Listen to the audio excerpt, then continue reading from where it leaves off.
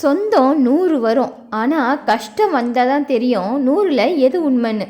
சுற்றி இருக்கிறவன் சிரிப்பான்னு நீ உன்னோட வாழ்க்கையை வாழ்ந்தா அப்புறம் நம்ம வாழ்க்கையில் நாம் சிரிக்கவே முடியாது. இன்பம் துன்பம் நிறைஞ்ச வாழ்க்கை தான் சிறந்த மனுஷனை உருவாக்கும்.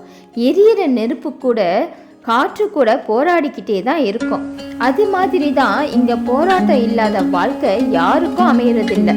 வாழ்க்கையில நீ தடுக்கி விழுந்தா கை கொடுத்து தூக்குறதுக்கு யாரும் வரமாட்டாங்க. ஆனா கொஞ்சம் நீ நிமிர்ந்து நடந்தா உன்னை தடுக்கி விட பல பேர் இருப்பாங்க. உடைஞ்ச பொருளை ஒட்ட வைக்க என்னதான் அலங்காரம் செஞ்சாலும் அதோட பழைய அழகை திரும்ப பெற முடியாது. சில உறவுகளும் அப்படிதான். மற்றவங்க கேலி கிண்டல் செய்யறாங்கன்னு பின்தங்கிடாதீங்க.